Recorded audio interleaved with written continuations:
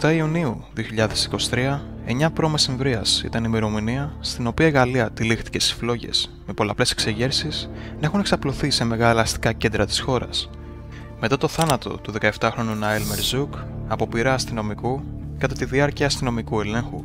Βέβαια, θα πρέπει να υποθεί πως κάθε μορφή αδικαιολόγητης βίας είναι αναμφισβήτητα κατακριτέα, ανεξάρτητα από την προέλευσή της, είτε προέρχεται από τις δημόσιες αρχές, είτε από τα νέα παιδιά μουσουλμάνων μεταναστών που μπαταλίζουν αυτή τη στιγμή δημόσιες αλλά και ιδιωτικές περιουσίες. Αλλά σε συγκεκριμένη περίπτωση, οφείλω να παραμείνω αμερόληπτος, επισημαίνοντας πως τα μέσα μαζικής ενημέρωσης επιβεβαίωσαν τις ανασφάλειες που μου δημιουργήθηκαν για πρώτη φορά την 25η Μαΐου του 2020, με πρωταγωνιστή τότε το κίνημα Black Lives Matter στις απώλειες περιουσιακών στοιχείων αξίας έως 2 δισεκατομμυρίων δολαρίων, επικυρώνοντάς μου πως τελικά τα μέσα μαζικής ενημέρωσης δεν λειτουργούν με γνώμονα την αμεροληψία και την αντικειμενικότητα, αλλά αντιθέτως επιδιώκουν την αποσταθεροποίηση και την κοινωνική αναταραχή μεταξύ των μελών μιας κοινωνίας, αποπροσανατολίζουν την κοινή γνώμη, αποκρύπτοντας και διαστρεβλώνοντας πληροφορίες όπου ενδεχομένως να έδιναν ένα εντελώς διαφορετικό νόημα στην όλη ιστορία, όπως, για παράδειγμα, σχεδόν κανένα mainstream μέσο ενημέρωσης σε δυτική εμβέλεια δεν κατέκρινε και δεν αναφέρθηκε ποτέ στο γεγονός πως ο 17χρονος Ναέλ υποβλήθη σε αστυνομικό έλεγχο, όχι απλά επειδή είχε ξεπεράσει το όριο ταχύτητας, αλλά πόσο μάλλον για τον λόγο του ότι δεν είχε καν δίπλωμα οδήγησης, μιας και αγνοώντας τις εντολές των αστυνομικών, προσπάθησε μέχρι και τελευταία στιγμή να ξεφύγει, έχοντας ήδη πολλαπλές παραβιάσεις ήδη από τις αρχές του 2021, από όταν εισήλθε στη χώρα μαζί με τη μητέρα του, αναγκάζοντας, σύμφωνα με τους αστυνομικούς, να του ρίξουν πυρά από φόβο γιατί αποτελούσε κίνδυνο για την προστασία των υπόλοιπων πολιτών. Και αυτό γιατί ένα παρόμοιο περιστατικό είχε γίνει μόλις μερικά χρόνια πριν, το 2016, όταν παρέσυρε με το φορτηγό του 434 ανθρώπους, οδηγώντας τον θάνατο 86 από αυτόν. Dozens of people were killed in France Thursday night in what's being investigated as a terror attack. A truck plowed through a crowd celebrating Bastille Day in the French resort town of Nice. Millions de musulmans immigrés à France, si français racistes. Eh ben, ils nous ont colonisé 132 ans, et là c'est notre tour de venir ici. Ils nous ont colonisé 132 ans, et maintenant on va les coloniser à vie jusqu'à la mort.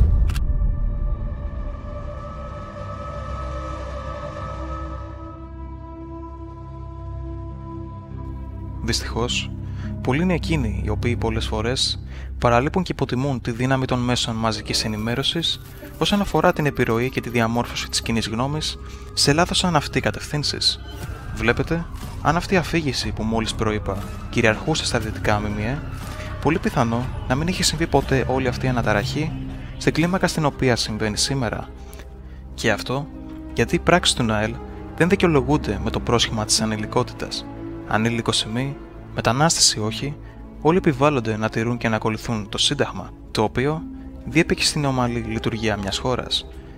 Ξέρω ίσως κάτι για το οποίο τα μέσα μαζικής ενημέρωσης ήδη δεν γνωρίζουν. Αμφιβάλλω. Κάτι που μας επικυρώνει πως τα ΜΜΕ, ή σε απλή κοινή γλώσσα διεθνείς τρομοκρατικές οργανώσεις, επιδιώκουν συνεχώς τον αποπροσανατολισμό της κοινής γνώμης σε σφαλμένα συμπεράσματα και αιτίες. Αλλά γιατί επιδιώκουν όντως τα δυτικά μέσα μαζικής ενημέρωσης αυτή τη στρατηγική, ποιοι είναι εκείνοι οι οποίοι τα χρηματοδοτούν και τέλος, είναι όντως αποτέλεσμα η καταπολέμηση των φυλετικών διακρίσεων ο λόγος για τις εξεγέρσεις στη Γαλλία και στη ΣΥΠΑ ή μήπως κάτι πολύ βαθύτερο. Αλλά πρώτα, ας κάνουμε ένα ταξίδι πίσω στον χρόνο.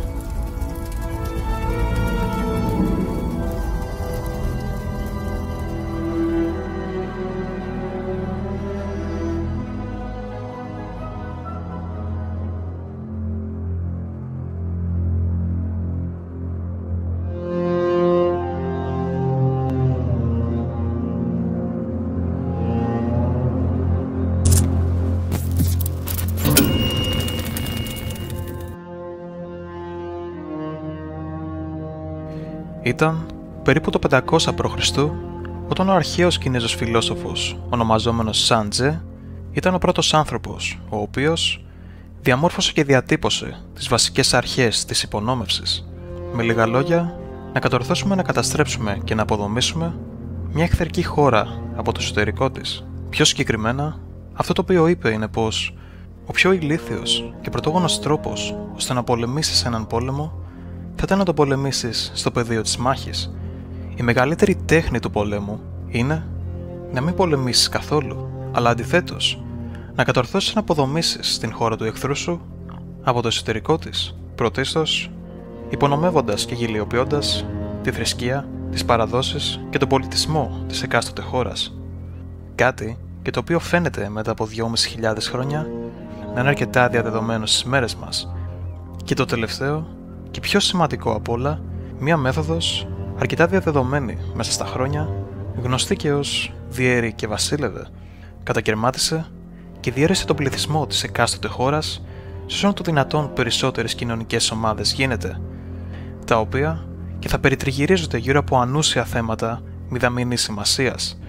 2.500 χρόνια αργότερα παρατηρούμε την εφαρμογή αυτής της τακτικής, αν όχι σε όλες, τουλάχιστον στις περισσότερες χώρες της Δύσης. Και είναι μια πολιτική η οποία διαδίδεται και συνεχώς τροφοδοτείται από τα ίδια τα μέσα μαζικής ενημέρωσης και τις πολιτικές ηγεσίες των δυτικών κρατών. I believe that a lot of what's going on in America right now, it's the old basic, a house divided cannot stand, right? Let's divide these guys up every which way possible. And then let's start picking them apart. Let's start turning them against each other. Βάλε τις γυναίκες ενάντια στους άντρες, τους μαύρους ενάντια στους λευκούς, τους πράσινους ενάντια στους κίτρινους. Δεν έχει ιδιαίτερη σημασία. Δεν έχει σημασία που πέφτει η διαχωριστική γραμμή. Αρκεί οι κοινωνικές ομάδες μέσα σε μια κοινωνία να έρχονται σε μετοπική ρήξη μεταξύ τους. Και όλα αυτά υπό το πέπλο των φυλετικών διακρίσεων. Με λίγα λόγια, δημιουργείς τεχνητά εσύ ο ίδιος το πρόβλημα και έπειτα προσφέρεις και μία λύση σε αυτό, δημιουργώντας ενεργά στους ανθρώπους το αίσθημα της καταπίεσης από κάποια αόρατη δύναμη. Θα το περιέγραφα κάτι σαν τον Ρώσο Μπούγκιμαν στη συγκεκριμένη περίπτωση. Σε μια χώρα σαν την Αμερική, όπου πολλοί θα την περιέγραφαν ως την πιο ολοκληρωμένη εθνική συνοχή στον κόσμο, σε μια χώρα που επιδεικνύει υψηλό βαθμό συνεχής και ένωσης των διαφορετικών πολιτισμικών ομάδων της, πολύ απλά, ο φυλετικός ρατσισμός, στον βαθμό τον οποίο επικαλούνται, απλά δεν υπάρχει. Η στρατηγική και η μέθοδος του να δημιουργήσει τεχνητά το αίσθημα της θυματοποίησης σε έναν πληθυσμό, ώστε να δημιουργήσεις νέες περιοθεροποιημένες κοινωνικές ομάδες μέσα από μια κοινωνία, είναι τόσο παλιά, όπου οι ρίζες της ήδη ξεκινούν από τα χρόνια της Σοβιετικής Ένωσης. Μια μέθοδος η οποία και αναγράφεται και τονίζεται ξεκάθαρα σε όλα τα βιβλία ιδεολογικής υπονόμευσης της εποχής. Αλλά το κυριότερο ερώτημα το οποίο πλανάται στους περισσότερους είναι από πού. Από πού αντλούν το δικαίωμα και την ενεργή υποστήριξη για το έργο το οποίο επιτελούν. Where does, as far as this history between the United States and Russia and the Ukraine, where does George Soros fit into all of this? When you would see like the BLM marches and stuff like that, you'd hear people talk about, George Soros is behind this, trying to get people to cause violence. And then when I started watching these documentaries, seeing how he actually did create NGOs and fund media to create dissent in these other countries like the Ukraine, it starts to get deep. Soros to me is an evil man who wants to, I thought what he's after is uniting all of the Western world in a sort of a collectivist type system, but he won't be able to see it because he's so damn old. Right. I mean, his history, right? That he was, to an extent, he was a young Jewish man who cooperated with the Nazis, and when he was asked about whether he has any regrets, he said, no, I had to do this to survive. Right. It's a cold-blooded individual, and it's raw power. Υπάρχει σοβαρό πρόβλημα. Πρώτον, κατανόηση εξωτερικής πολιτικής. Δεύτερον, δεν υπάρχει το ενδιαφέρον να κατανοηθεί από την ηγεσία του. Και τρίτον, υπάρχει μέσα στο ΣΥΡΙΖΑ μια μεγάλη ομάδα, όπως υπάρχει και μια εξίσου σημαντική ομάδα στη Νέα Δημοκρατία, αλλά δεν έχει το πάνω χέρι στη Νέα Δημοκρατία, η οποία θέλει να ξεμπερδεύει με την έννοια της πατρίδας. Είναι συνειδητά ταγμένη στην έννοια της διεθνοποίησης. Σε όλα τα κόμματα υπάρχει αυτή η αντίληψη και η ομάδα και η συγκροτημένη ομάδα και η χρηματοδοτούμενη ομάδα σε όλα τα κόμματα, η οποία προωθεί. Βέβαια, το Ίδρυμα Σόρος τι κάνει? Λέω ένα, δεν είναι το μόνο. Αλλά βλέπει κανείς ότι χρηματοδοτούνται εκδηλώσεις, χρηματοδοτούνται μελέτες κτλ, οι οποίες καταδικάζουν εξ υπαρχής, είναι φτιαγμένες για να καταδικάσουν τους εθνικισμούς, να καταδικάσουν την έννοια της πατρίδας στην ουσία και τον πατριωτισμό ως επικίνδυνο και αντιδραστικό και παλαιομοδίτικο φαινόμενο. Στο ΣΥΡΙΖΑ αυτή η ομάδα έχει τεράστια έκταση. Η δικιά μου αντίληψη είναι ότι είναι επικίνδυνη για τη χώρα, αλλά δεν είναι τώρα το αντικείμενο αυτής της εκπομπής. Είναι μια εκπομπή από μόνη της και θα ήθελα να είναι και η άλλη πλευρά παρούσα, γιατί όχι μόνο με το ΣΥΡΙΖΑ, με κάθε κόμμα που διεκδικεί την ψήφο του ελληνικού λαού, θα πρέπει να διαβάζουμε και τα μικρά γράμματα του ασφαλιστικού συμβολέου που προτείνει.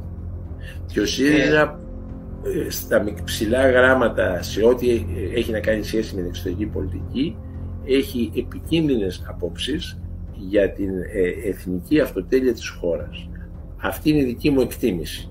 Οι άλλοι πιστεύουν και το λέτε έχοντας υπάρξει σύμβουλος του κ. Τσίπρα. Το λέω έχοντας υπάρξει στην αριστερά από 16 ετών και παραμένω στην αριστερά. Βέβαια στην πραγματική αριστερά, έτσι, και όχι στην ψευδεπίγραφη που συνιστά σήμερα ο ΣΥΡΙΖΑ. Αλλά επειδή τους ξέρω, υπάρχει σοβαρό πρόβλημα.